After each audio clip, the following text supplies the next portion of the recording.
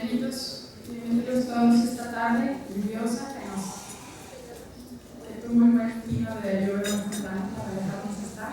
Yo soy María Liesca y coordino este proyecto de Café Científico desde Promoción Cultural del ITESO.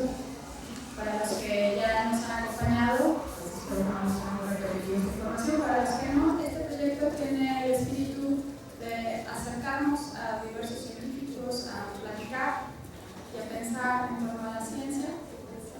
Se realiza el primer martes de cada mes y a diferencia de otras conferencias ordinarias, el orden del tiempo es invertido. Aquí la primera parte es más breve, en donde nuestro invitado expone. Digamos, yo siempre le digo, lo voy a repetir, es como poner la mesa y después todos juntos nos sentamos a comer. Y esa es la parte de preguntas y respuestas. Entonces, por eso esta primera parte es muy breve, no es el café científico, todo. Y también evitamos el uso de imágenes y de recursos audiovisuales porque esto favorece de alguna manera que estemos imaginando y que estemos generando nuestras propias imágenes sobre la información y sobre el diálogo. Aunado que técnicamente sería un poco complicado hacer un PowerPoint o gráficas sobre preguntas que no sabemos cuáles van a ser. Creo que es entonces, pues bueno, una vez aceptado esto, quisiera también les comparto que esta sesión se graba en audio, por lo tanto ya después en nuestra página web, para quien quiera escucharlo, para quien quiera compartir este dato. Y por lo mismo, a la hora que se hagan las preguntas, les voy a agradecer muchísimo que siempre se hagan a micrófono, además que siempre nos escuchamos mejor. Eso es importante, además que nos ayude a llevar el orden de las preguntas. Entonces, pues bueno, para no quitarle más tiempo al café, les quiero presentar al doctor Luis Herrera Estrella. Me da muchísimo gusto y para mí es un honor que haya aceptado la invitación a este café. Él es director del Laboratorio Nacional de Genómica para la Biodiversidad, que es un órgano del CINVESTAB. Él nació en la Ciudad de México, realizó sus estudios de educación primaria hasta el doctorado en instituciones mexicanas públicas, creo que no estoy escuchando. Obtuvo su licenciatura en Ingeniería Bioquímica y la maestría en Ciencias de Investigación y Estudios Avanzados y el doctorado en la Universidad Estatal de Gante en Bélgica. Logró junto con su equipo de investigación descifrar el genoma completo del maíz y estableció y organizó el Departamento de Ingeniería Genética de la Unidad de la Parte del CINVESTAB, que en su momento fue destinado por la UNESCO como Centro de Educación y Entrenamiento en Biotecnología en América Latina. Recibió el premio Hamed Hussein de la UNESCO, el premio de Investigaciones Científicas en Ciencias Naturales de la Academia Mexicana de Ciencias también. Más tarde recibió el premio en Biología de la Academia de Ciencias del Tercer Mundo, la medalla Gran Io de la Red de Biotecnología Americana y la medalla WIPO de la Organización Mundial de Propiedad Intelectual.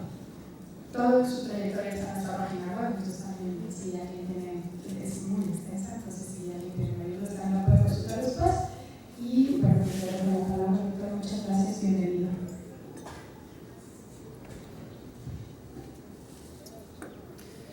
Muy buenas tardes, noches a todos. Les agradezco que estén aquí. Les agradezco a Maya la invitación. Es un formato distinto al que los científicos estamos acostumbrados a hacer largas y aburridas presentaciones con material visual que nos ayuda a comunicarnos con el público. Este es un formato interesante que creo que promueve la comunicación con los asistentes. Y pues vamos a hablar sobre un tema controvertido de las plantas transgénicas. Así que ya sé que empiezo a remar contracorriente, porque hay toda un caudal de información negativa sobre estos productos agrícolas que carecen de mucha veracidad, pero que ha sido difundida de manera muy intensa por algunos grupos cuyas razones de hacerlo a mí personalmente me quedan muy poco claras. Entonces quisiera empezar por simplemente mencionar, dado que vamos a hablar de transgénicos, de genes, de movimientos de genes, en definir qué es un genoma. O sea, el genoma de un organismo es toda la información hereditaria que que determina cómo nace, cómo crece, cómo muere ese organismo. Es, digamos, ese libro de la vida donde viene escrita cada una de las instrucciones en cómo un organismo se desarrolla, crece, vive, etc. Y además contiene, dependiendo de las diferencias de las instrucciones, todas las variantes que van a existir en un organismo.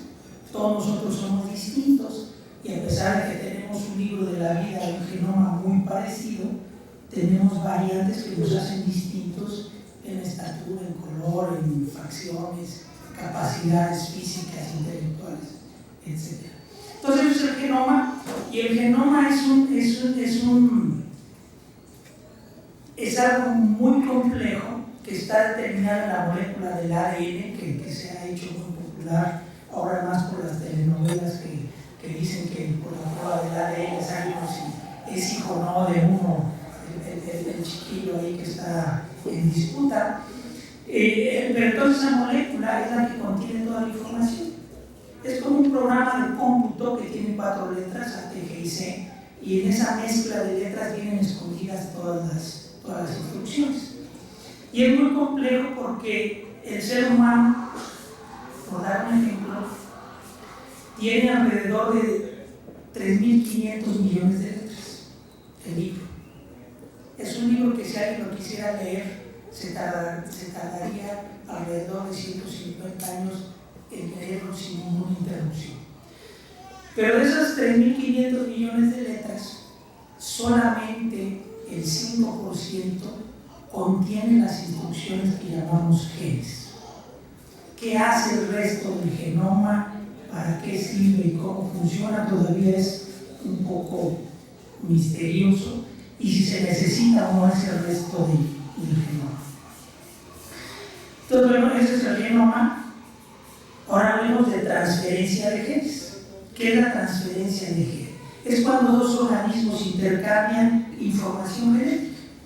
Y esto ocurre normalmente a través de cruzas. Si yo cruzo 2 plantas, una de tomate con otra de tomate, una que tiene fruto grande y otro fruto chico, se van a mezclar las características de estos 2 tomates y van a resultar hijos, una progenie que va a compartir las diferentes características en diferentes mezclas. Es como nuestros hijos. Uno se casa, tiene hijos y ni son iguales a la mamá, ni son iguales al papá, sino que muestran rasgos distintos de cada uno, se van mezclando, y eso es porque cada uno de los padres aporta cierto tipo de genes que se van a manifestar de una manera distinta. Entonces es una transferencia de genes entre 2 individuos de la misma especie. Esto también se puede dar entre individuos de diferentes especies. El caso más sencillo, por ejemplo, son las mulas, que es la cruza entre 2 diferentes animales, ¿no? Y esto ocurre de manera muy común entre las plantas. Las plantas, digamos, que son muy promiscuas. Las plantas se cruzan con una enorme facilidad unas con otras. Entonces intercambian genes, y estamos hablando de que los organismos tienen alrededor de entre 25.000 y 50.000 genes. Entonces intercambian miles de genes unos con otros. Además de estos procesos sexuales, hay procesos de transferencia de genes que les llamamos asexuales u horizontales. Y esto ocurre, por ejemplo, entre organismos que viven muy estrechamente, por ejemplo, entre bacterias y peces. Muchos de estos peces que emiten luz, no es porque esa luz se haya originado dentro de los peces, sino que hay bacterias. Ustedes seguramente alguna vez han ido al mar en alguna noche romántica, han visto que hay cosas que emiten luz en el agua. Son bacterias que son luminiscentes. Bueno, pues esas bacterias luminiscentes que viven en los peces, ahí asociados con los peces, les han transferido esos genes a los peces y ahora los peces los utilizan para su luminiscencia. Entonces hay transferencia de genes entre bacterias y animales, entre bacterias y plantas, etc. No son procesos que ocurran todos los días, pero que efectivamente ocurren en la naturaleza. Ahora, pasamos de esta transferencia de genes, digamos, convencional a las manipulaciones genéticas, que también involucra la transferencia de genes de un individuo a otro. Estas manipulaciones genéticas se pueden considerar, como la gente dice, naturales, y las que son por ingeniería genética, que llevan a los transgénicos. Las manipulaciones genéticas naturales se refiere, por ejemplo, a las cosas que ha hecho el hombre para domesticar las plantas y los animales. Si nos remontamos a hace 10.000 años, cuando el hombre empezó a desarrollar la agricultura, no existían plantas domesticadas. ¿A qué me refiero con plantas o animales domesticados? Son aquellos que cultiva el hombre o que reproduce el hombre. Entonces, hace 10.000 años no existía el maíz, no existía el trigo, no existía el arroz, no existía el tomate como existe ahora, no existía el chile como existe ahora, sino que fue el hombre el que manipuló esas plantas para seleccionar y obtener variedades que le permitieran producir alimentos de manera más estable. Entonces el maíz no existía, existía el teosinte, que seguramente ustedes habrán oído, es el pariente silvestre del maíz, pero que produce unas mazorquitas así, con una sola hilera de dientes. Los granos se le caen a la mazorquita, son durísimos, uno se los puede comer porque son extremadamente duros. ¿Qué hizo el hombre entonces? Manipular genéticamente al teosinte para que de esa mazorquita de una hilera de dientes nos dé una mazorca de este tamaño, con 10, 12, 20 hileras de semillas, que perdiera la cubierta dura para que se le pudiera uno comer y que las semillas se quedaran pegadas a la mazorca y no las tiraran. ¿Por qué las plantas tiran la semilla? Porque se quieren propagar. O sea, el destino de una planta es propagarse. Entonces sueltan las semillas para que con el viento o los animales se las coman y después las expulsen metros, kilómetros más lejos. Y el hombre no quiere que eso suceda. El hombre quiere que los granos se queden en la mazorca, porque si no le cuesta mucho trabajo colectarlos del suelo, y además lo está colectando ya contaminado con microorganismos, etc. Entonces, estas plantas que creó el hombre, que llamamos naturales, no habrían existido de manera natural sin intervención del hombre. Estamos hablando de todos los cultivos que existen, que son importantes en la agricultura. Entonces, es una manipulación genética. Ahora, ¿a qué nos referimos con los transgénicos? Los transgénicos son organismos a los cuales le hicimos una modificación genética, es decir, le trasplantamos un gen, pero por métodos de laboratorio, donde yo en lugar de hacer una cruza o de hacer eso, estudio un organismo para identificar una característica que me interesa, una resistencia a insectos, una resistencia a enfermedades, la producción de vitaminas, la acumulación de minerales, que produzca cierto color, etc. Identifico cuál de esos 50.000 instrucciones, de esos 50.000 genes, es responsable de esa característica, la identifico, la estudio y la trasplanto de manera individual. Entonces estoy haciendo una manipulación genética, una modificación genética, pero ahora de manera discreta. No como hicieron nuestros antepasados con el maíz, que manipularon todos los genes del maíz, sino ahora lo estoy haciendo con una o pocos genes que yo sé exactamente qué hace. Entonces, esa es la ingeniería genética. Yo modifico una planta para que tenga una nueva característica que beneficie al agricultor o al consumidor. Esa es la idea básica de hacer los transgénicos. Como cualquier tecnología, puede ser usada hacia el bien o hacia el mal, pero per se la tecnología no tiene un sesgo ni negativo ni positivo. Entonces, ¿para qué sirve la ingeniería genética? Una cosa importante es que con la ingeniería genética yo puedo trasplantar genes entre cualquier organismo, de una bacteria a una planta, del frijol al maíz, del tomate al maíz, del maíz al cacahuate, etc. Porque todos tienen el ADN como molécula hereditaria, usan el mismo lenguaje y entonces yo puedo transferir un gen de un organismo al otro, como ocurrió con los genes de las bacterias y los peces que tienen luminiscencia. Pasa el gen de la bacteria al pez, y entonces lo utiliza para producir su propia luminiscencia. ¿Para qué sirve estos organismos transgénicos, estos cultivos transgénicos? La idea original, a mí me tocó, por fortuna, y estoy muy orgulloso de ello. En el año de 1986 me tocó producir la planta transgénica, la primera planta transgénica en el grupo de trabajo en Bélgica, donde yo estaba haciendo mi doctorado. Estoy muy orgulloso de ello porque es un logro científico y es un logro tecnológico muy importante. Y no me arrepiento de ello a pesar de todas las cosas malas que se dicen de los organismos transgénicos. Y la idea con la cual desarrollamos esta tecnología es porque normalmente uno tiene que comprar la tecnología a las empresas y estarla comprando todos los años.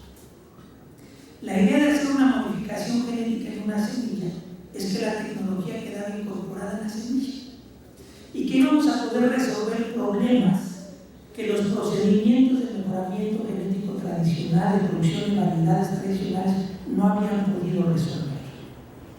Por ejemplo, las plagas destruyen alrededor del 25% de los cultivos del mundo cada año, y a pesar de que hay insecticidas, estos insecticidas primero son dañinos a la salud humana y segundo no son tan efectivos contra los insectos como deberían de ser, porque hay que estarlos aplicando continuamente para matar el insecto cuando llegue, etc.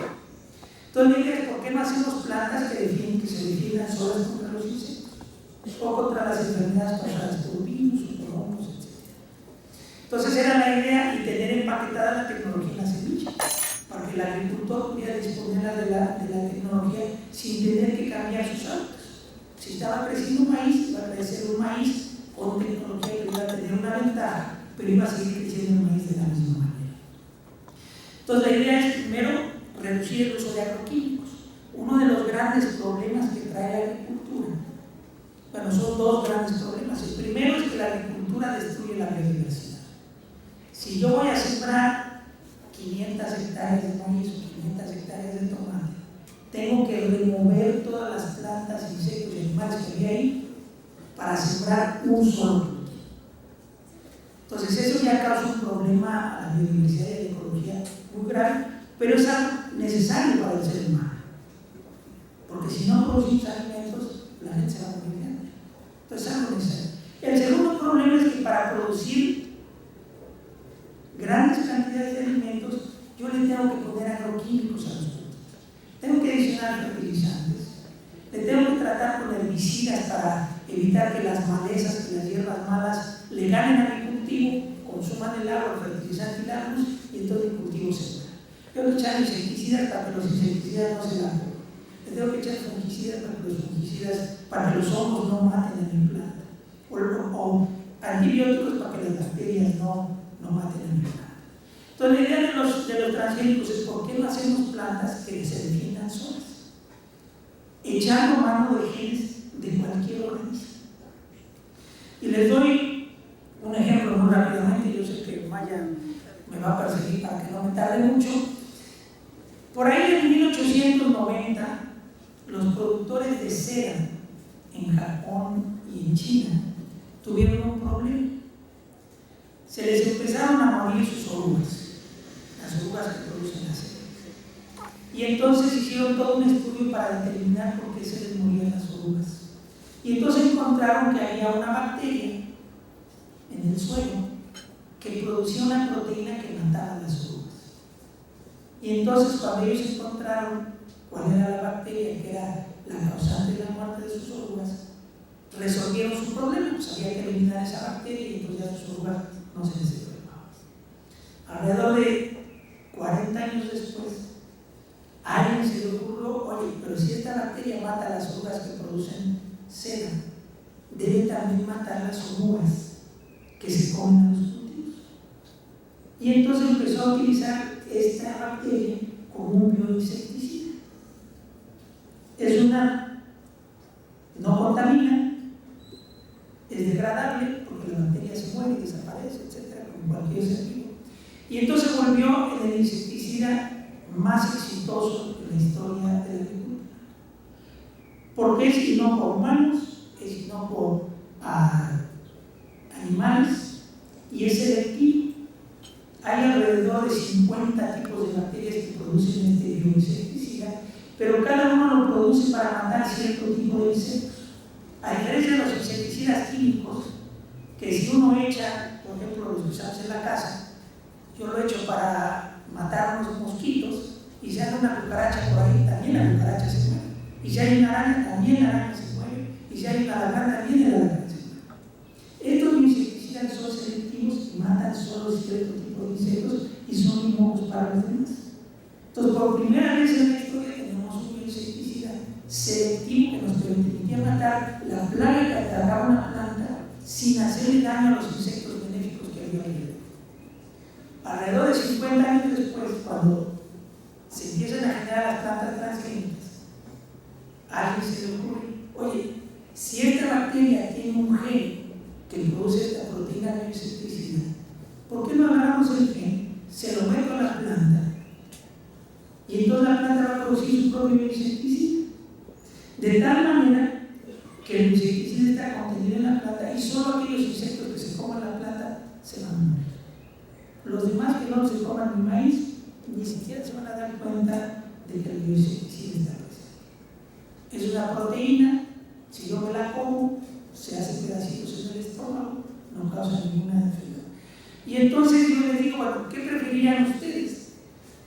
¿Comer un tomate que ha sido tratado con insecticidas químicos que sabemos que causan daños a la salud, que está muy bien documentado, o un tomate transgénico que produce una proteína biodegradable y no para el ser humano y que no tiene insecticidas?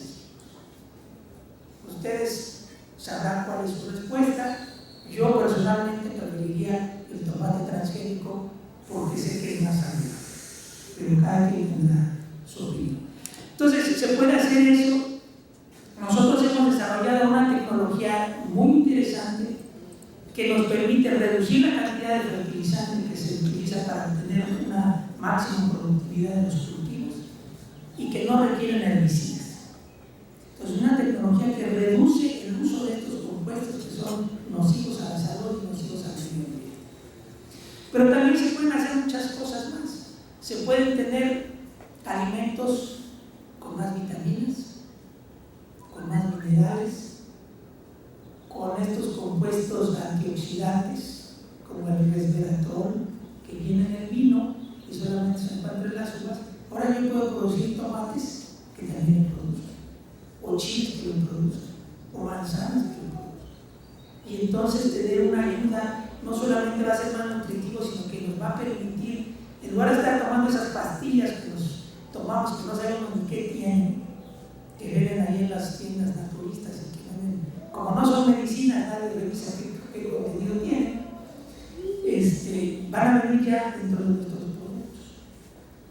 Y les platico un caso que a mí me preocupa mucho y que refleja un poco lo que voy a hablar posteriormente de las controversias que hay sobre la tecnología.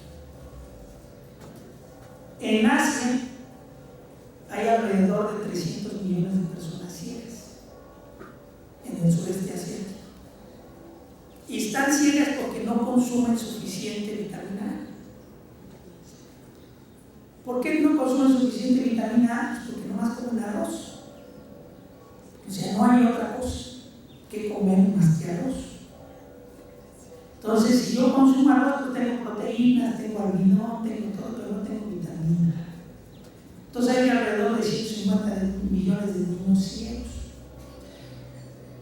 Unos investigadores suizos dedicaron 10 años de su vida a producir arroz con vitamina A. Este famoso arroz dorado que le llaman por ahí. Y le llaman arroz dorado porque es amarillito, tiene un color así dorado muy bonito, casi como el que usamos para la paella, así se llama cuando está cocinado, porque tiene vitamina A.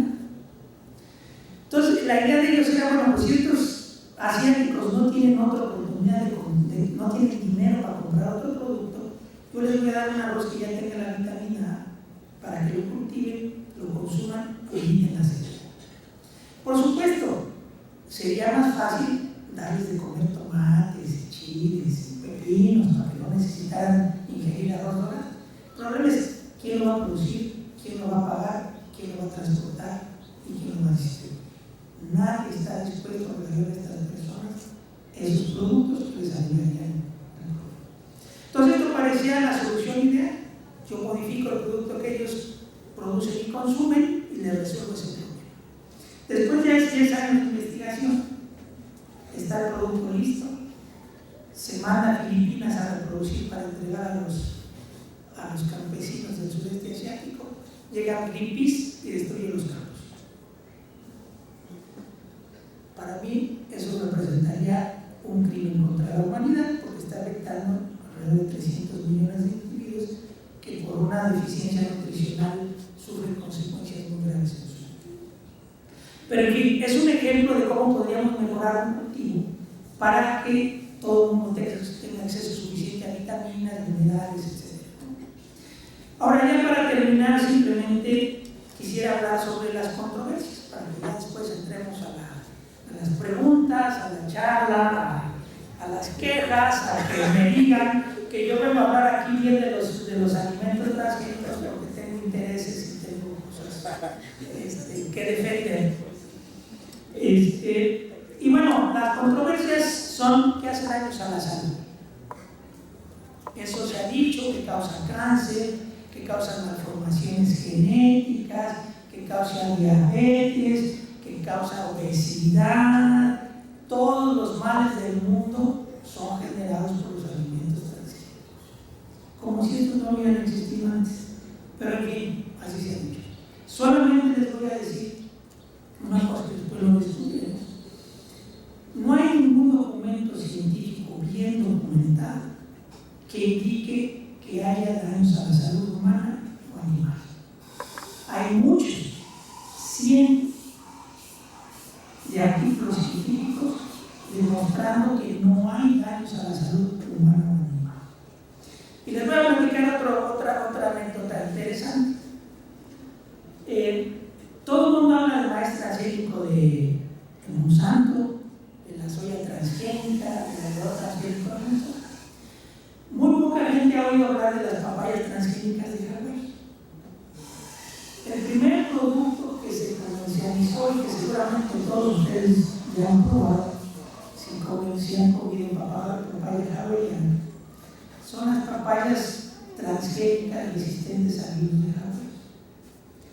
En 1990 llegó un virus a las islas, proveniente del continente está en México, está en Perú, está en Colombia, está en Brasil, está en Cuba el virus. Y en Hawái, como está más aislado, no había tenido ningún problema. Entonces en 1990 llega el virus y empieza a distribuirse en todas las islas de Hawái. Hawái vive de dos actividades económicas: el turismo y la venta de papayas. Para 1995 la producción de papaya en Hawái había decaído en un 95%. Porque la papaya lleva alrededor de 10 años produciendo muchos kilos por año. Cuando llegue el virus, al primer año la plantación. Entonces resulta que unos investigadores de la Universidad de Cornell en Nueva York, un hawaiano, ¿no es cierto?, decide hacer plantas transgénicas resistentes al virus de Monsanto, de la mancha anular de la papaya, en 1990. Para 1996 tienen ya sus plantas resistentes al virus. Estas plantas se las distribuyen los agricultores, se recupera la industria de producción de papaya en Hawái y desde 1996 se vienen produciendo y consumiendo en Hawái esta papaya.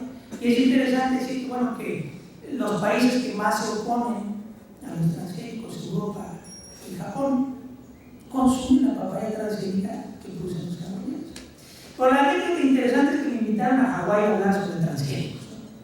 Y entonces estábamos en una charla así con el público en general y había unas señoras ahí muy activas haciendo haciéndome preguntas de que si la salud del maíz transgénico y que si qué pasaba con el algodón transgénico y que la soya transgénica. Y le digo, señora, ¿usted come papaya? Y dice, claro, todos los días. Le digo, ¿y sabe que es transgénica? Sí, claro que sí es transgénica. ¿Ya tenido algún problema de salud? No. Es que la papaya transgénica sí es buena. Le digo, ¿cómo? No, es que el maíz transgénico es malo porque los mexicanos dicen que el maíz transgénico es malo y nos llegó la información. Le digo, señora, usted es la prueba viviente, se lleva 18 años consumiendo papaya todos los días, que es transgénica, es la prueba viviente de que no causa ningún daño a la salud. Y no nomás usted, sino el millón de hawaianos y los millones de gentes que comemos papaya hawaiana fuera de Hawái. Digo, ¿qué experimento quieren que se haga para probar que no hacen daño a la salud de los transgénicos? Que un experimento de varios millones de personas durante 18 años. Porque de repente por ahí dicen, es que los experimentos con los ratoncitos que hicieron, pues nomás lo hicieron 2 años y lo hicieron durante 3 meses. Yo digo, bueno, pues cuánto ha pasado con los hawaianos. Pero nadie habla de ese producto que ha sido exitosísimo. Porque no tiene nada que ver con ninguna empresa. Es un producto desarrollado por una universidad pública en los Estados Unidos que gratuitamente se le otorgó a los agricultores y que ha sido exitosísimo en términos económicos y en términos sociales. Entonces ahí dicho, bueno, pues hace daño a la salud, no sé de dónde lo podría tomar. Segundo, que hace daño a la biodiversidad, que va a desaparecer el maíz criollo del mundo. No hay tampoco ningún dato que implique que los transgénicos puedan causar alguna diferencia a lo que ya han causado los híbridos y las variedades comerciales tradicionales. Se ha perdido mucho el uso del maíz criollo, de los maíces, de las razas criollas de maíz en México, porque han sido desplazados por los híbridos y las variedades comerciales. Esa es la principal razón por la cual se ha perdido la diversidad de los maíces criollos. La segunda causa es la migración. La gente se va, abandona los campos y son los que cultivan los maíces criollos y se pierden, porque ya no hay quien los cultive, porque producir 2 toneladas de maíz por hectárea no le permite a nadie vivir. Y la gente que promueve que se sigan cultivando los maíces criollos y que los agricultores sean los responsables de producirlos, pues los quiere condenar a tener un estatus social y una economía muy deteriorada. Entonces yo creo que habría que buscar otras estrategias para realmente promover y para conservar in situ estos materiales que efectivamente son muy valiosos, porque son precisamente la fuente de genes que nos va a servir para hacer mejores transgénicos en el futuro. Por eso me preocupa que no desaparezca. Y el último tópico que creo que es el centro del asunto y que habría que discutirlo con detalle, es que la tecnología ha sido monopolizada. Y eso sí es un problema muy grave. Una empresa ha monopolizado alrededor del 80% del mercado mundial de los transgénicos. Y las otras empresas que también lo comercializan, todas multinacionales, dependen de esta empresa para sus productos. Entonces, prácticamente se ha monopolizado por una sola empresa, y eso sí es un asunto grave que no tiene que ver con la tecnología per se, sino con la acumulación de propiedad intelectual en una tecnología que tiene un poder muy importante para resolver problemas. Esto surgió de manera no sé qué tan planeada y que no tanto. La tecnología se desarrolló en universidades europeas, Bélgica, Holanda, Alemania y Francia. Todo este asunto de los transgénicos y producir semillas que tuvieran la tecnología para que los agricultores se beneficiaran, surgió de universidades públicas europeas. Pero resulta que esta tecnología, para que pueda ser realmente efectiva a nivel comercial, se tiene que patentar. Y una empresa, Monsanto, se dio cuenta desde muy temprano del potencial de esta tecnología y adquirió los derechos de todas las patentes de todas las universidades europeas. Y de esa manera se consolidó. El segundo problema es ¿por qué se pudo comercializar la papaya resistente a virus, la papaya transgénica resistente a virus? Porque fue el primer producto que se comercializó transgénico. Y entonces no pedían tantas pruebas para que se aprobara la comercialización del producto. El proyecto de las papayas transgénicas costó el desarrollo de la tecnología alrededor de $300,000 y la aprobación para que fuera comercializada otros $300,000. Entonces estamos hablando alrededor de $600,000. Hoy en día, el desarrollo de un producto pues costará entre $500,000 y $1,000,000. La aprobación para que se comercialice cuesta entre 10 y $50,000,000. Razón por la cual ya no hay ninguna universidad pública, ni aquí, ni en Estados Unidos, ni en Alemania, ni en Francia, ni en Holanda, ni en Bélgica, que tenga la capacidad económica para llevar a un producto a comercialización. ¿Y por qué se hizo tan caro el proceso regulatorio para aprobar estos productos? Porque cada vez se exigen más pruebas. Los grupos que están en contra de la tecnología dicen que hay que analizar los metabolitos, y que hay que analizar las proteínas, y hay que analizar aves. En México, para hacer no una comercialización, sino un experimento de campo, se piden alrededor de 78 exámenes. ¿Y eso qué hace? Elevar el costo. ¿Y quién se favorece al elevar este costo? Monsanto, porque son los únicos que pueden costear la comercialización de un producto. Entonces, con buenas intenciones o malas intenciones, eso yo no lo puedo responder, estos grupos opositores lo que han logrado es garantizar el monopolio de estas pocas empresas. Y Monsanto, entre más se les exija, más contentos están, porque más competidores se quitan el camino. Entonces yo mi sugerencia es que se hiciera un programa nacional para promover que México desarrollara sus propias variedades y dejáramos de depender de estas empresas, no solo de los transgénicos, porque la gente dice, es que vamos a depender de Monsanto de los transgénicos. Mentira. Dependemos de Monsanto en un 90% para los ciclos y variedades comerciales de maíz tradicionales. Tomate, chile, calabaza, pepino, todos se los compramos a ellos. Entonces, entre o no entren los transgénicos a nuestro país, la producción de nuestros alimentos ya depende de 3 empresas, dominadas mayoritariamente por Monsanto. Y a veces no me gusta que me graben, me pongan, porque luego de Monsanto y me dicen, que eres un desgraciado, tú estás hablando con la... Yo estoy hablando, yo sí estoy diciendo una serie de hechos que son reales y ellos saben perfectamente que han monopolizado el mercado de semillas híbridas y mejoradas en este país.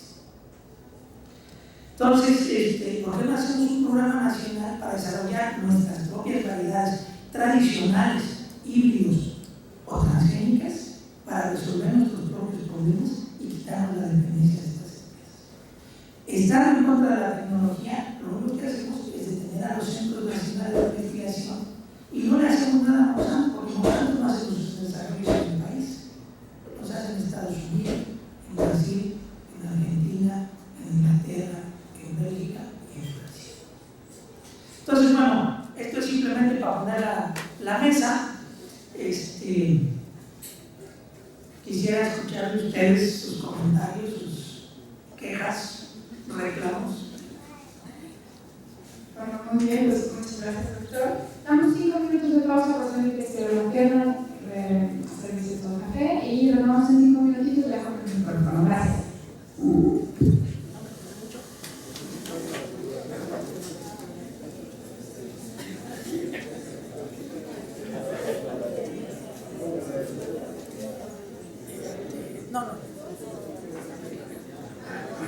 Nos cerrarán el país por el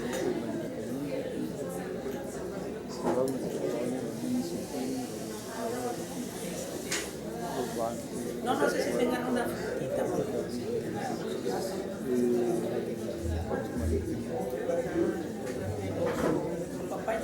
Papaya transgénica, así como la que se están comiendo los señores.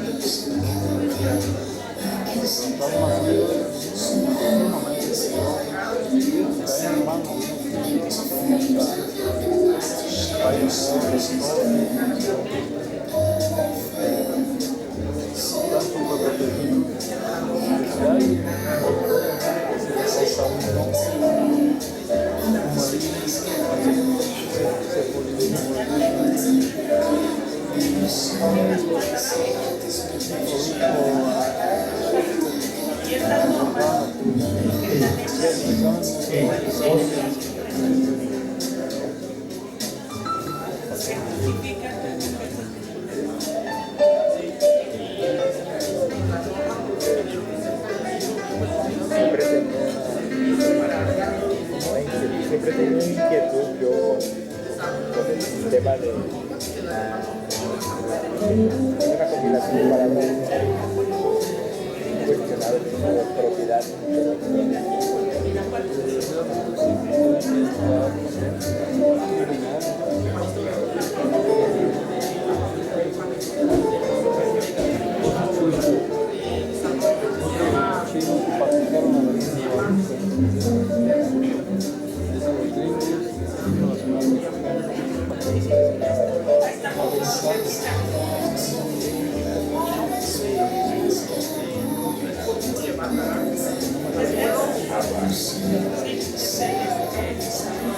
tienen todo el poder, por lo bueno y por lo malo.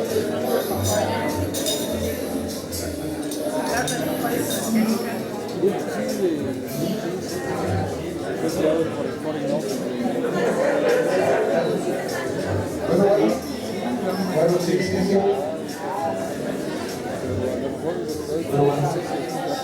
Sí,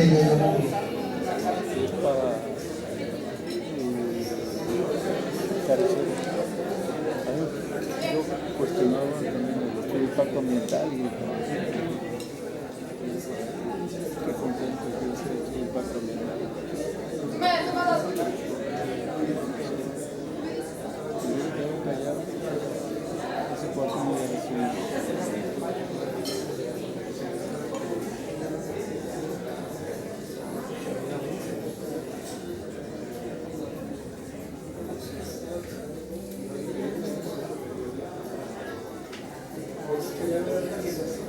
Bueno, pues retomamos la sesión, los invito a tomar nuevamente sus lugares. Como les comentaba en un inicio, la idea es poder llevar un buen orden en las preguntas. Giovanna, mi compañera, tiene los micrófonos y además tiene una lista y va llevando el orden conforme fueron levantando las manos.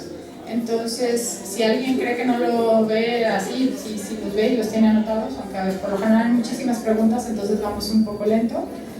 Y también les recuerdo que esto también es para que se grabe, entonces podamos hablar al micrófono. Entonces, pues bueno, ¿podrían quitar la música, por favor?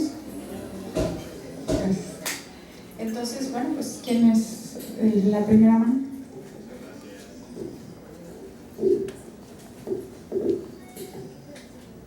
Buenas tardes, doctor. Habló de la manipulación genética, pero bueno, desde lo poco que he leído, tal vez mi ignorancia, también se manipulan vegetales con genes de animales, porque una vez escuché que tal vez comemos con gen de alacrán. Y si es así, en un momento dado, dentro de la ética, pues saber qué estamos comiendo. Gracias. Como les decía, se pueden meter genes de cualquier origen a las plantas o a los animales con la tecnología que existe. Pues no existe ningún producto que tenga un gen de animales, ni de insectos, ni nada de eso. Hay algunos productos que tienen genes de bacterias o de plantas, pero no hay ninguno que tenga de ningún animal. En algún momento se planteó la posibilidad de utilizar un gen del salmón. El salmón tiene una proteína que le permite evitar el congelamiento. Entonces lo que se planteó era qué pasaría si tuviéramos cultivos que tuvieran esa proteína, si los protegíamos también contra las heladas. Se probó y efectivamente protege contra las heladas, pero por razones éticas ese producto se abortó y no se llevó a comercialización, a pesar de el potencial económico que tenía para reducir pérdidas por las heladas.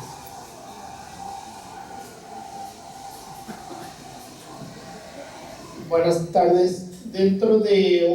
Para informarles, le comentaba ahorita al doctor, que dentro de un pleito, una licitación legal a nivel nacional, una empresa de aquí de México, Cargill, quiso implementar una norma oficial mexicana que cumpliera con los estándares que ellos querían imponer para las semillas. Este proceso duró cerca de 4 años. Fue tan estricto que implementaron 78 procesos técnicos y científicos para que las semillas cumplieran. A la mitad del proceso, casi todos los productores de semillas nacionales no tuvieron la capacidad económica de seguir con ese proceso de norma. Y Cargill es prácticamente el único distribuidor a nivel nacional de semillas que pertenece al grupo que es propiedad del grupo que nos dice el doctor. Y no hay grupos nacionales que produzcan semillas, no hay mexicanos, es una empresa extranjera y todo se hizo legalmente a través de una norma. Claro, con el aval de las autoridades federales que le dieron el visto bueno y dijeron está bien que se destruya a todo el sistema productivo mexicano y que quede una empresa transnacional en poder de todo, casi prácticamente el 90% de las semillas.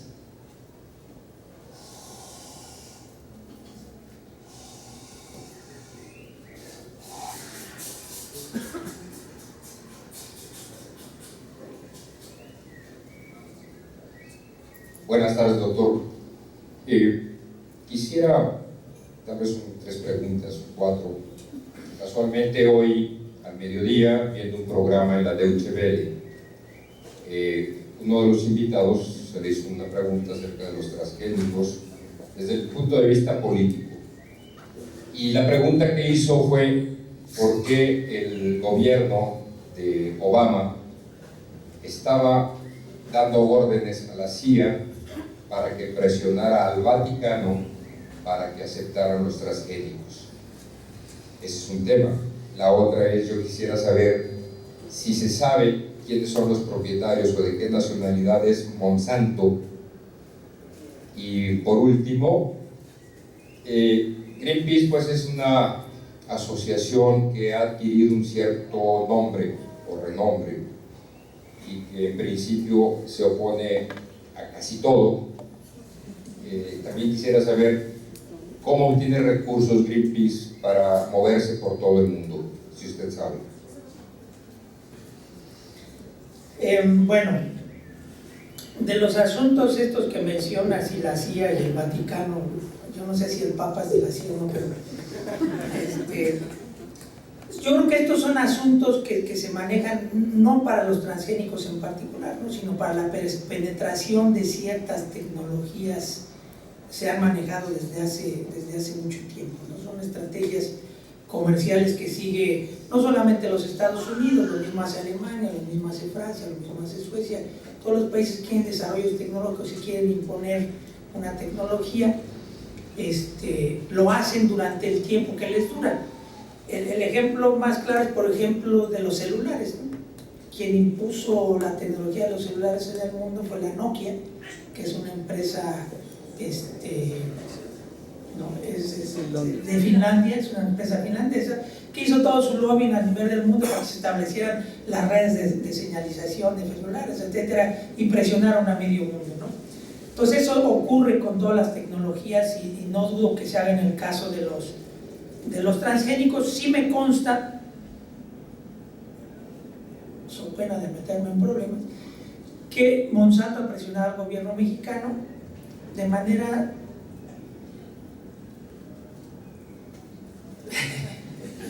poco profesional, digamos, en el sentido de decir, bueno, oye, 90% de la semilla híbrida que consumen tus agricultores para la producción de maíz en este país es nuestra. Si no apruebas el uso de los transgénicos, nos retiramos. Y a ver cuánto tiempo tardas en recuperarte en la producción de maíz en México. Entonces sí ha habido cierto tipo de presiones. Monsanto es una empresa americana que originalmente era una empresa química que se dedicaba a producir herbicidas, insecticidas, el aspartame que nos tomamos todos también es de Monsanto, y que encontró la mina de oro con los transgénicos. Ellos se adelantaron a todas las demás empresas, le ganaron la partida a las empresas europeas, a la Bayer, a la Hochs, a Syngenta, etcétera, y se apoderaron de la tecnología generada en Europa. Por eso no quieren transgénicos en Europa también, es parte del conflicto que no quieren comprarle a los americanos. Pero ¿qué nacionalidad ahora es? No lo sé, es una empresa basada en Estados Unidos con operaciones principales y sus oficinas centrales en San Luis, Missouri, en los Estados Unidos. Pero ¿quiénes son los accionistas? No lo sé, porque ahora resulta que los accionistas son los dueños y son entes así medios desconocidos. Capaz que es una empresa mexicana, ¿eh?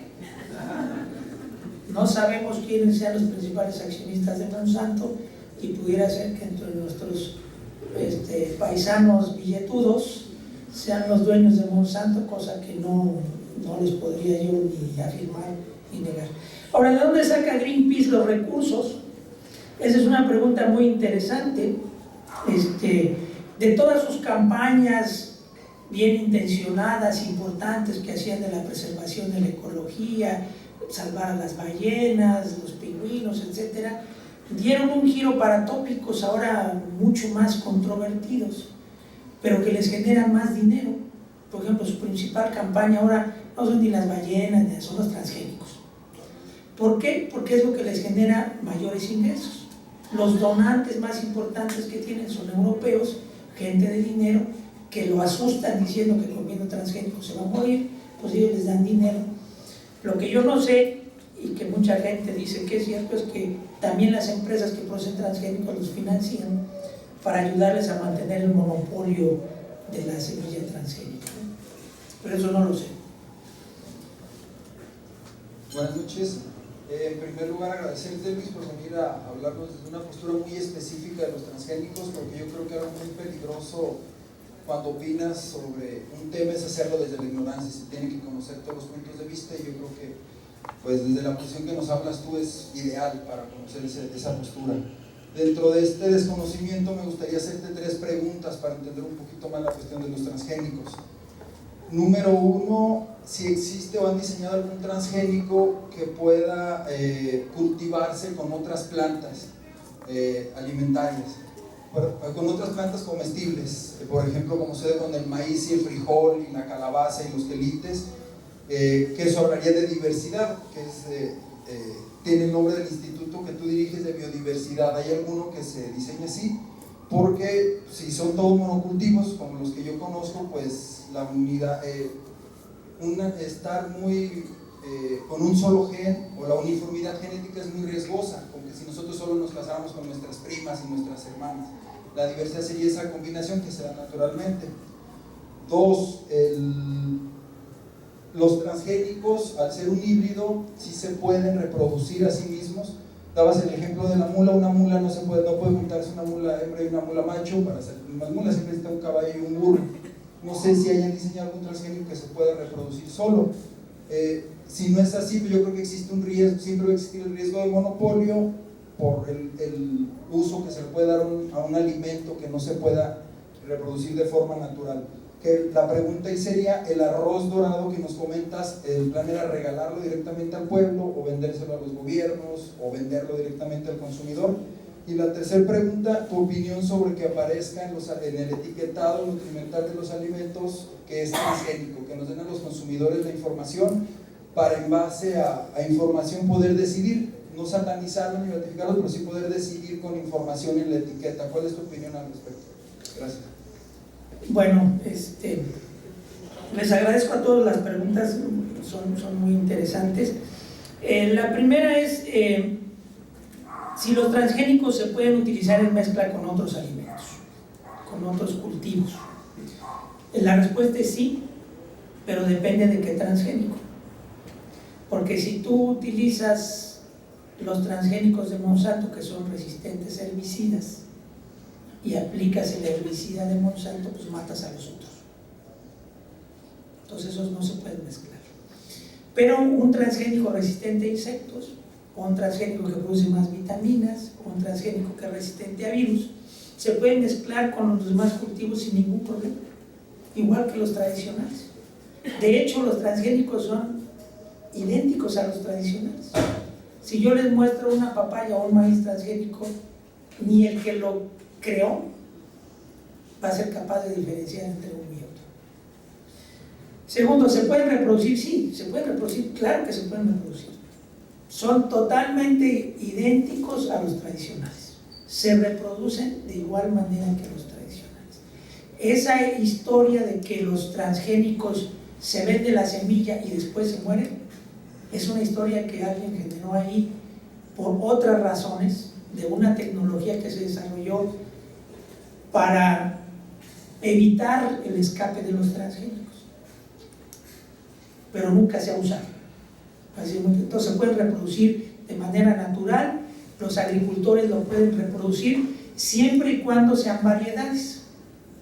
Si son híbridos, a la siguiente generación el potencial de producción se pierde, no porque sean transgénicos, sino porque son híbridos. Ese es el principio por el cual se protegen las empresas semilleras. Yo hago un híbrido que tiene una muy alta productividad, pero los hijos del híbrido ya no producen. Entonces, ¿qué tiene que hacer el agricultor? Comprarlo cada año. Entonces, si el transgénico está metido en una variedad, el agricultor lo puede reproducir año con año. Si el transgénico está metido en un híbrido, no se puede reproducir, o sí se puede reproducir, pero no sirve, no porque sea transgénico, sino porque es híbrido. El arroz dorado, la idea era regalarlo a los agricultores, a esa gente de manera gratuita. Se desarrolló y era un proyecto financiado por la Fundación Rockefeller y la fase final por la Fundación Gates, y era para regalárselo a los agricultores asiáticos. Desafortunadamente, después de este incidente, pues se retrasó alrededor de 3 años la posible entrega de las semillas. Ahora, en cuanto al etiquetado, yo no tengo ninguna objeción de que se etiquete.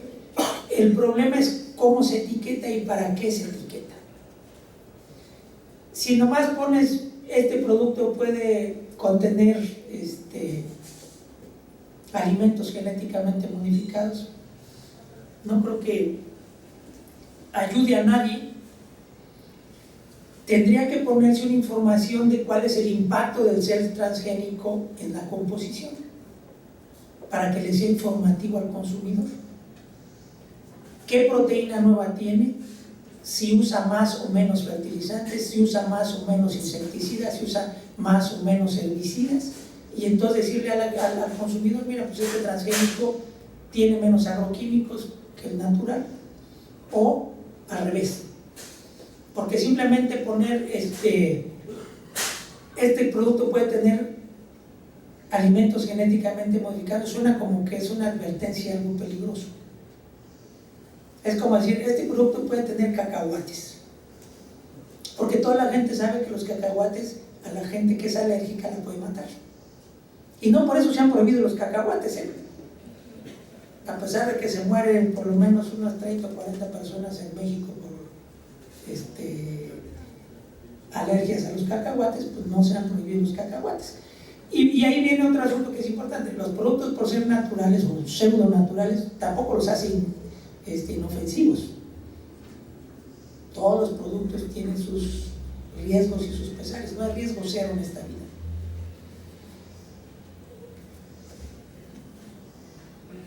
Acerca de la propiedad intelectual, las patentes tienen un lapso en el cual caducan, como en el caso de los fármacos, que el laboratorio es dueño X cantidad de años y pasa a ser de dominio público. O este tipo de semillas es una propiedad perenne. Hay casos en la historia de fármacos, creo que no sé si la penicilina, Fleming o la aspirina, no sé qué, evitó patentarla, es decir, como beneficio para la humanidad, y por eso es barata, ¿no? Estamos ahorita en un problema muy serio con la alimentación. México, primer lugar en obesidad infantil; Estados Unidos, primer lugar en obesidad en adultos. Es decir, ¿qué estamos comiendo? ¿Qué estamos bebiendo? ¿Qué estamos respirando? Este es un problema de salud pública. El agua, de unos años para acá inventaron en México para que tomar agua embotellada de la milagrería, un pozo por allá, y al rato salieron las botellas. Entonces es un derecho humano el agua. Entonces los productos que comemos tienen que ser un derecho humano, es decir, no pueden ser propiedad de nadie, ¿no? Es de la humanidad, y allí sí nuestros legisladores tienen que ponerse muy abusados para decir, sí, eres medio propietario, o vamos siendo copropietarios, y de ninguna manera tiene que ser un propietario absoluto. Esto es información importante, ¿no? Primero, antes de contestarles sobre la duración de las patentes, sí quisiera hacer un poco de énfasis de por qué surgen las patentes. Las patentes surgen en Europa porque había mucha gente que inventaba cosas y se las robaba. O sea, la gente de dinero llegaba y les robaba su invento, y entonces eso desincentivaba a la gente a ser creativa. O sea, ¿para qué invento una nueva máquina de coser si quien se va a beneficiar de mi invento no soy yo, sino aquel cuate que tiene dinero para hacerla y simplemente me roba mi edad? Entonces, cuando se crea el sistema de las patentes, es para darle un periodo de producción al inventor, que se beneficie de su invento, y después la sociedad entera se beneficie de ese invento. Entonces las patentes tienen una duración finita, es decir, desde el momento en que yo solicito mi patente, me dan 20 años y caduca, igual que las medicinas, igual que los electrónicos. Las patentes sobre las plantas transgénicas caducan en 20 años. Y la idea es esa, que los inventores promuevan la tecnología y la perfeccionen y la usen, se beneficien y después pase a ser propiedad libre de toda la humanidad para que todo el mundo la use. Pero ya probada, ya perfeccionada, ya mejor diseñada que inicialmente. Entonces duran exactamente lo mismo las patentes. De hecho, ahora se está presentando un asunto: las patentes de Monsanto caducan. Las principales patentes de Monsanto caducan el año que entra. El problema es que con nuestra posición de estar en contra de los transgénicos, México no va a poder hacer uso de esa información que ahora es pública y de beneficio para la humanidad, porque no hemos desarrollado, no hemos dejado que se desarrolle los investigadores, los institutos que hagan uso de esa tecnología. Entonces, pues vamos a empezar a comprarle a los chinos, a los hindúes y a los brasileños las semillas transgénicas que ahora van a poder desarrollar ellos porque la propiedad de estas caduca. Entonces yo estoy de acuerdo, yo creo que hay cosas, lo que se donó fue la penicilina, efectivamente. O sea, el beneficio de la penicilina era tan grande para la humanidad que Fleming decidió no protegerse. Pero ahí la razón por la cual sí se comercializó relativamente rápido, a pesar de que no había un propietario de la penicilina, es porque estaba la Primera Guerra Mundial y entonces necesitaban medicamentos para tratar a los heridos porque se les morían.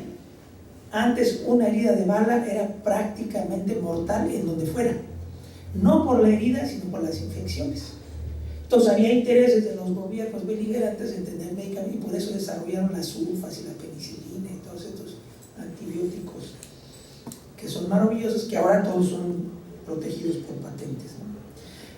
Entonces sí hay que hacer consideraciones. Yo creo que debería de México tener una política de Estado precisamente que negocie condiciones y diga, a ver, bueno, usted seguramente se acuerda cuando entró la industria automotriz a México, se hizo un acuerdo con el gobierno que las industrias automotrices iban a pasar a manos mexicanas, por eso surgió Automex.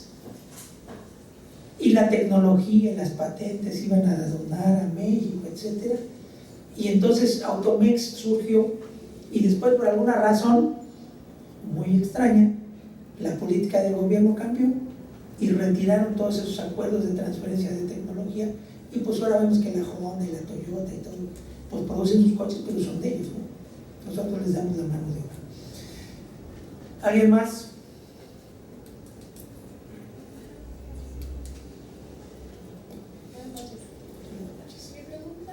Respecto al porcentaje que es permitido de genes foráneos en Europa, tengo entendido que es un 8%. No de genes foráneos, al porcentaje de contenido de alimentos genéticamente modificados en un producto para que se pueda comercializar en Europa, 5%. Y esto no es como una doble moral, por así decirlo. Y cómo ellos, bueno, usted que ha leído más al respecto, ¿qué es lo que dice Europa o Japón de eso? O sea, es una cosa... Sí, ese es un asunto de doble moral de los europeos, en el sentido que ellos dicen, bueno, ¿y por qué voy a comprar yo transgénicos si yo tengo dinero para comprar lo que yo quiera? No me importa si es más caro. El principal mercado de los orgánicos es Europa. No porque sean mejores, sino porque creen que son mejores. Y es así como chic decir yo como orgánico, y yo voy al restaurante orgánico, ¿ves? Entonces, ellos tienen esa moral, pero en realidad el problema que tuvieron fue que los americanos les comieron el mandato. Entonces fue una reacción más bien de la industria europea que dijo, oye, espérate, detén a los gringos hasta que recuperemos la competitividad y entonces aprobamos los transgénicos. Porque ellos dicen, oye, que no hay que cultivar maíz en Europa por el problema de la biodiversidad. Pues ¿cuál biodiversidad de maíz en Europa? Si el maíz nunca había habido maíz en Europa. O la soya es asiática, o el tomate, o el chile. ¿Qué les preocupa a ellos de la biodiversidad? Entonces tienen una moral media extraña que ha sido promovida por esos intereses. Por eso uno sospecha que muchas de las campañas está pagado por grandes empresas que están a favor y que están en contra de la tecnología. Ya no sé quién paga más. Y bueno, aprovechando que todavía tengo el micrófono, hablando de los orgánicos, por ejemplo, dicen que son más saludables, pero también por la cantidad de bacterias que tienen. Entonces quisiera conocer su opinión, porque yo no lo veo como que tengan menor cantidad de bacterias. Sí, eso es una cosa, es una estrategia meramente comercial. El decir que un producto orgánico es mejor para la salud, de repente uno escucha a los comentaristas en la televisión, es que los orgánicos son más saludables, son más nutritivos. Digo, bueno, pero ¿a qué horas, de dónde salió eso? Eso de los orgánicos viene precisamente de reducir el uso de agroquímicos, porque efectivamente los agroquímicos sí causan daños a la salud. Entonces tú dices, yo produzco orgánico, no uso agroquímicos, por lo tanto debe ser más saludable. El problema es que para evitar el uso de los agroquímicos usan otras cosas. Por ejemplo, en lugar de utilizar fertilizantes, utilizan caca de vaca, o caca de borrego, o caca de caballo, que viene lleno de bacterias y virus y cosas que también infectan a los humanos. Por eso de repente vimos que en Alemania y que en Estados Unidos hubo una crisis de infecciones con Escherichia coli, quién sabe qué, en restaurantes que venden productos orgánicos. Porque el problema es que los productos orgánicos no llevan ningún tipo de examen ni certificación. Lo único que tienes que certificar es que no utilizas insecticidas químicos y herbicidas químicos. Pero le puedes echar, por ejemplo, sulfato de cobre, porque el sulfato de cobre es natural.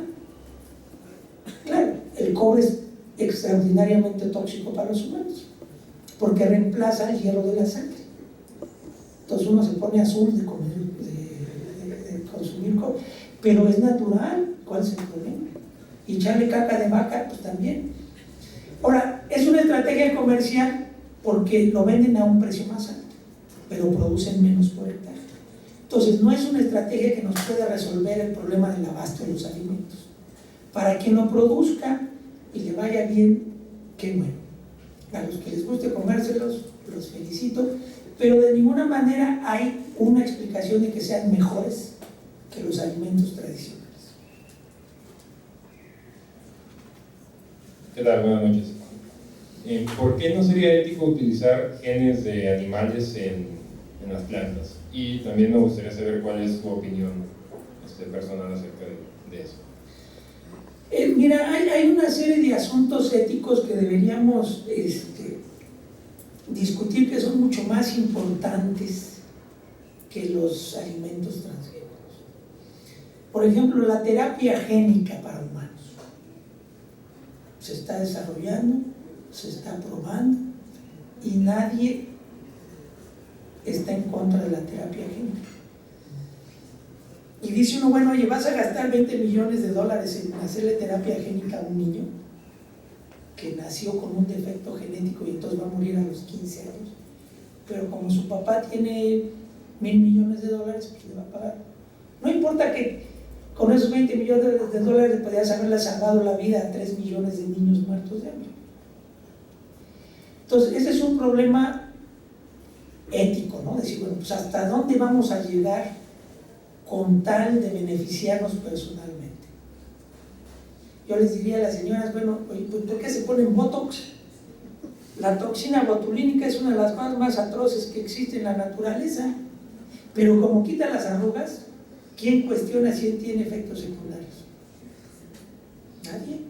¿A poco hemos tenido una mesa del café científico aquí discutiendo si el Botox es bueno o no es bueno? ¿Y cuánta gente se lo pone? Y no nomás las mujeres, El otro día estaba hablando con un amigo cirujano plástico que ahora ya no opera, sino que pone puro Botox porque le va mejor. Dice que ya casi la mitad de los que van por sus tratamientos de Botox también son hombres. Entonces, está ese tipo de cosas. ¿Hasta dónde vamos a llegar con el interés así egocentrista de los humanos? ¿Qué es ético y qué no? Yo digo, bueno, ¿hasta dónde podemos llegar? ¿No? O sea, tenemos que tener una responsabilidad. Yo diría que el asunto central de los transgénicos es definir si la sociedad está dispuesta a asumir la responsabilidad de hacer una modificación genética distinta a lo que se había hecho antes. Creamos el maíz, creamos el trigo, creamos el arroz, creamos el triticale. Todas esas especies no existían y nosotros las produjimos y ahora dominan el mundo. Y los perros y las ovejas, esos perrillos que traen ahora ahí, miniatura, esos animalitos no existían y se hicieron para que la gente pudiera tener perros en departamentos. Y entonces una pregunta, oye, es ético. Antes los usaban los pastores pues, para pastorear, y los perros guardianes, o sea, eran animales que se habían domesticado por fines de utilidad a la sociedad. Ahora los modificamos genéticamente para nuestra diversión. Es que el niño quiere tener un perrito en la casa, pues que haga un perrito más chiquito, y entonces ahí va con su galgo miniatura, ¿no? Entonces hay un montón de cosas éticas, y bueno, pues ¿hasta dónde llego? Entonces yo diría, bueno, pues ¿por qué no nos ponemos límites y decimos, bueno, vamos a aceptar que podemos mover genes de plantas en plantas sin mayor restricción, porque eso ocurre en la naturaleza? Yo le platicaba a Maya que acaba de salir un artículo, si ustedes voltean a ver ese árbol, ahí, los troncos están fusionados. Esto ocurre entre árboles de diferentes especies, y en el momento es como si hicieran un autoinjerto, y se transfieren el genoma completo de un árbol al otro, y de ahí surgen nuevas especies. Plantas que no son sexualmente compatibles, sino que accidentalmente quedaron físicamente una junto a la otra, crecen los troncos, se fusionan y se transfieren todo el genoma, y de ahí surge una nueva especie. Entonces, si eso ocurre en la naturaleza, pues ¿qué tanto podemos hacer nosotros distinto moviendo uno o dos genes? Entonces yo hasta ahí diría, estamos bien. De bacterias, pues si vamos a resolver un problema muy importante como el de los insectos, ¿por qué no echamos manos de los bioinsecticidas? Ya meter cosas de humanos o cosas de esas, yo diría, bueno, pues pensemos un poquito. Ahora, esto es bien poquito comparado con lo que se viene. Yo no sé si ustedes han oído hablar de la biología sintética. La biología sintética es crear organismos nuevos que no existen. Como ya conocemos el ADN, como ya podemos sintetizar el ADN, como ya podemos manipular el ADN, entonces ya estamos creando bacterias que no existían. Ya no porque le pasé un gen o porque fusioné dos bacterias y salió una nueva, diseñada en la computadora de cero. Y entonces estamos enfrascados en los alimentos transgénicos, y la gente vaya haciendo biología sintética a otro nivel, y nosotros aquí llevamos 20 años discutiendo si queremos alimentos transgénicos o no. 20 años, 1986, 2006, 96, 28 años discutiendo si queremos o no queremos transgénicos, mientras que Argentina, Brasil, la India, China, Egipto, Irán, Cuba, Guatemala, El Salvador, Honduras, Estados Unidos, Canadá, ya todos usan transgénicos. Y dicen, es que el problema es que se nos va a meter el maíz transgénico. ¿Y quién lo va a detener de la frontera sur y de la frontera norte? A veces hablo mucho. Buenas noches. Yo tengo dos dudas. Una es esta cuestión de tener dos parcelas, una con maíz transgénico y otra con maíz no transgénico, y la polinización, la contaminación de ese maíz y la cuestión de la patente. Cómo poder proteger a los agricultores que tienen su maíz no transgénico de que se les cobre por contaminación y como por uso de patente, que en realidad fue contaminación. Y la otra es cuestiones de como esta bandera que se tiene con los transgénicos, que son para producir más, para que no haya pérdidas por plagas o por cuestiones hasta ya hay del cambio climático, ¿no? Bueno, eso.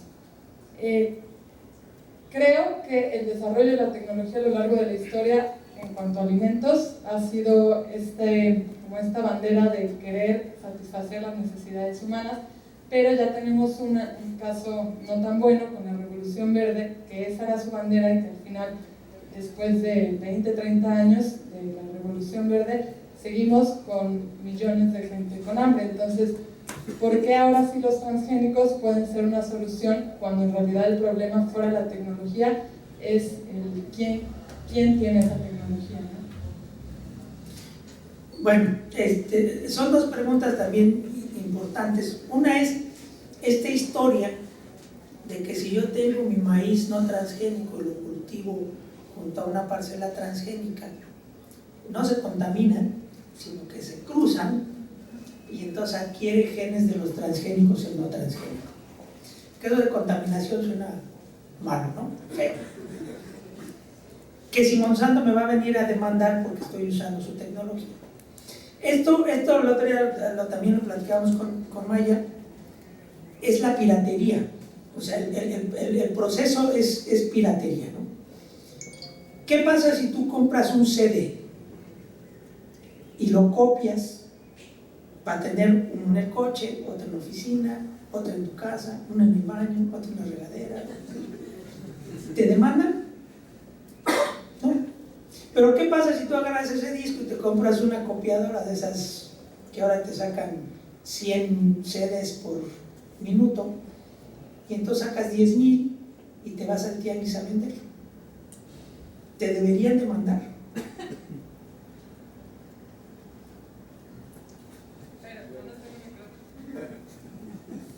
Sí, porque estás lucrando con la tecnología, con los derechos de otra persona.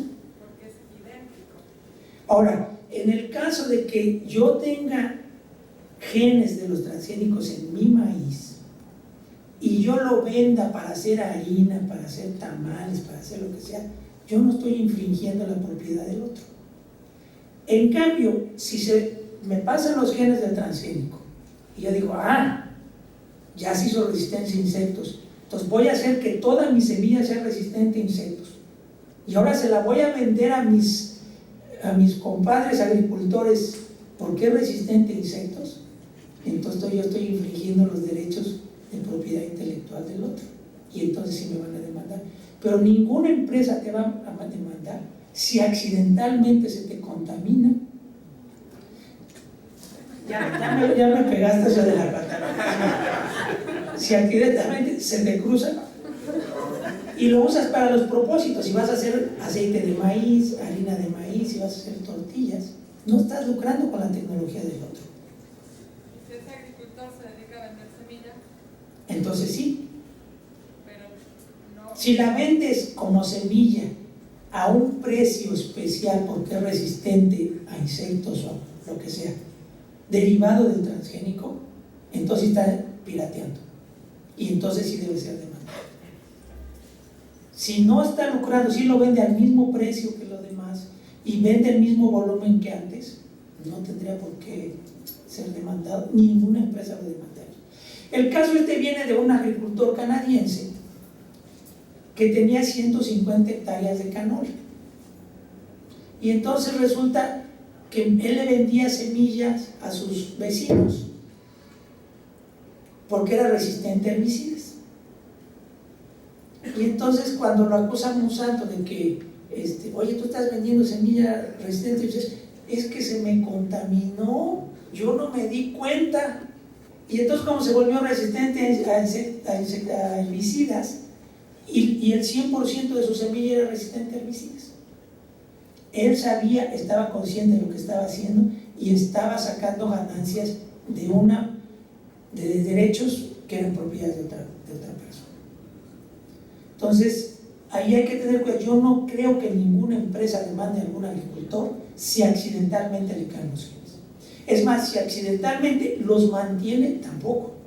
En el momento en que empiece a lucrar y se vuelva competidor de la empresa que vende la semilla, entonces sí. Entramos en el caso de la piratería y entonces sí tendría derecho a la empresa a demandarlo. La otra pregunta, de la revolución verde. Esa es otra cuestión que es importante discutir. Yo no sé si algunos de ustedes han escuchado de Malthus. La teoría esta malthusiana de que la población del mundo se iba a equilibrar en los años 50 porque la gente se iba a morir de hambre. Entonces, porque todo el mundo decía, ay, ¿qué vamos a hacer con el crecimiento de la población? No se preocupen, no va a haber alimentos, se van a morir. ¿Qué hizo la Revolución Verde? Un avance tecnológico donde se crean variedades de mucho más alta productividad, pero que requieren agroquímicos, requieren fertilizantes, requieren insecticidas, requieren herbicidas para poder tener esa alta productividad. La Revolución Verde, que fue generada aquí en México, sin duda salvó del hambre a la humanidad. No a los 3.000 millones de seres humanos que no existen en este mundo. Hay 3.000 millones de seres humanos que no cuentan para nadie, que no tienen que comer. China, la India, Egipto, México, Brasil, todo el mundo se benefició de la Revolución Verde. ¿Qué consecuencia trajo? El abuso de los agroquímicos. Entonces, ¿qué pasó? Pues que el agua se contaminó, que perdimos biodiversidad, se establecieron los monocultivos de una sola variedad. No tiene nada que ver con los transgénicos. Esto ocurrió desde la Revolución Verde, porque si tú estás produciendo 1 tonelada de maíz y te traen un maíz que te produce 9, ¿qué va a hacer el agricultor? Pues agarrar la que produce 9, aunque le tenga que echar fertilizante y le tenga que poner herbicida. ¿Por qué? Porque gano más, produzco más y se alimenta más gente. Pero ahora llegamos al asunto, oye, ahora estamos ya en condiciones de decir, espérate, ya no eches tantos agroquímicos, hay que buscar soluciones alternativas. Entonces, los alimentos transgénicos son una alternativa, pero no es una solución ni milagrosa, ni es la bala de plata que va a resolver el hambre del mundo, por supuesto que no. Es una de las tecnologías que en conjunto con el mejoramiento tradicional, con la agricultura incorporando los desechos, pueden ayudarnos a resolver los problemas ecológicos de biodiversidad y hacer una agricultura más sustentable. El problema de por qué hay hambre en el mundo no es un problema tecnológico, efectivamente, es un problema político y económico. ¿Por qué si México exporta alimentos? Pues exportamos alrededor de 600 millones de dólares de aguacate, 1.200 millones de dólares de tomates, 400 millones de dólares de chile, pepinos? ¿Por qué hay gente que tiene hambre en México? Es un problema de distribución, es un problema de distribución generado por problemas políticos y económicos. Entonces, eso no lo va a resolver ni la Revolución Verde, ni los transgénicos, ni los orgánicos, ni nadie. Esto es un asunto político que tiene que ser una determinación de los gobiernos, pero yo creo que la solución no es regalar los alimentos, sino lograr que esta gente pueda tener un trabajo que sea suficientemente remunerado para que puedan comprar alimentos. Hay 2.000 millones de personas en el mundo que viven con menos de $1 al día. ¿Qué puedes comprar con menos de $1 al día? Ya ni una hamburguesa ahí en el McDonald's. Ya no digamos para 6 personas, los 7 u 8 que tienen esas familias. Entonces es un asunto político, económico y que también debería de abordar la sociedad en su conjunto y decir, bueno, pues ¿cómo resolvemos esto? ¿Cómo podemos convivir con gente que no tenga el mínimo ingreso para comprar zapatos, para alimentarse, para ir a la escuela? Eso es algo que tenemos que abordar de alguna manera y que la tecnología puede ayudar a resolver si hay la decisión política de hacerlo. Si no, por más tecnología que quieras, pues no funciona. Uno puede decir, bueno, pues ¿por qué todavía hay gente que se muere de infecciones estomacales? Si ya tenemos medicinas para curar todo, pues porque no tienen dinero para comprarlas.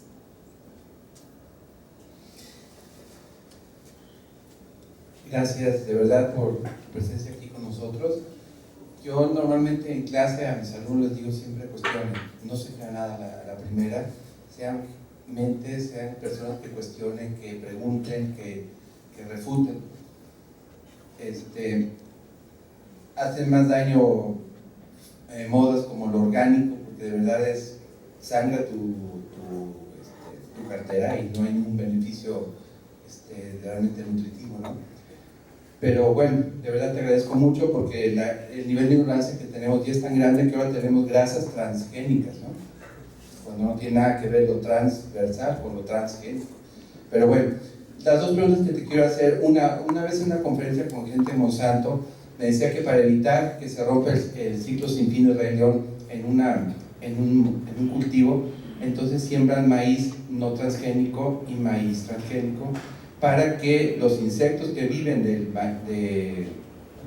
pues en ese ciclo continúen, ¿no? No sé si esto sea cierto. Y la otra, hace poquito acabo de leer que la vida se abre camino sola. El hombre juega de repente a creerse Dios. Me acuerdo mucho en Parque Jurásico cuando dice que Dios creó al dinosaurio, Dios creó al hombre, el dinosaurio destruyó al hombre, después el hombre destruyó a Dios, etc., ¿no? Que acaban de encontrar insectos que ya son resistentes a las variedades transgénicas. ¿Esto es cierto? Sí. Como les decía, yo creo que hay problemas que sí hay que discutir y hay que ver cómo se resuelven. Los insectos, bueno, la vida no se detiene, efectivamente, y si uno reta a la naturaleza, la naturaleza responde. Entonces, desde que se inventaron los insecticidas químicos y los antibióticos, nos dimos cuenta que nosotros empezamos a matar a esos organismos mutan y se vuelven resistentes. Entonces la mayoría de los insecticidas ya no son muy efectivos porque se aplicaron con tal exceso que si no lo aplico de la manera adecuada y ordenada, voy a generar resistencia. Entonces, ¿qué hace la gente? Oye, pues me funciona, ya no me está funcionando, le pongo el doble, ya no me está funcionando, le pongo el cuádruple. Total, me beneficia económicamente. Entonces, por eso hay insectos resistentes a insecticidas químicos y antibióticos. Por eso ahora dicen, oye, es que hay que usar con cuidado los antibióticos, porque ya hay muchos microbios que nos causan enfermedades que ya no se mueren con nada, porque no los usamos adecuadamente. Entonces, cuando salen los transgénicos resistentes a insectos, la misma historia se va a repetir con mayor o menor dificultad. Con mayor dificultad que los insecticidas químicos, porque esta proteína que mata a los insectos tiene blancos múltiples, a diferencia de los insecticidas químicos que tienen un solo blanco. Pero era absolutamente predecible por cualquier biólogo que tarde o temprano iban a aparecer los insectos resistentes. ¿Eso hace malo a los transgénicos? Por supuesto que no. Simplemente que a las empresas que lo están comercializando van a perder su negocio, porque en el momento que dejen de funcionar ya no les va a querer comprar el agricultor. Pero como sí tienen un beneficio a la sociedad, lo que hay que hacer es tratar de que la tecnología perdure lo más posible. Y para hacer eso, efectivamente lo que tendríamos que hacer es alternar transgénicos con no transgénicos. Porque si yo siembro transgénicos, aquellos insectos que son resistentes al transgénico van a empezar a poblar la zona y van a disminuir los que son susceptibles. Si a la temporada siguiente yo siembro no transgénico, los que no son resistentes van otra vez a poblar. Entonces de esa manera yo disminuyo la incidencia. La otra manera es alternar los transgénicos con los insecticidas químicos. Una temporada uso nomás el puro transgénico, en la otra temporada uso el transgénico más un insecticida químico, para que el insecticida químico mate a los insectos que se están volviendo resistentes al transgénico. Entonces, si se hace de manera ordenada y si se hace de manera adecuada, se puede proteger el beneficio que tiene esto para la sociedad.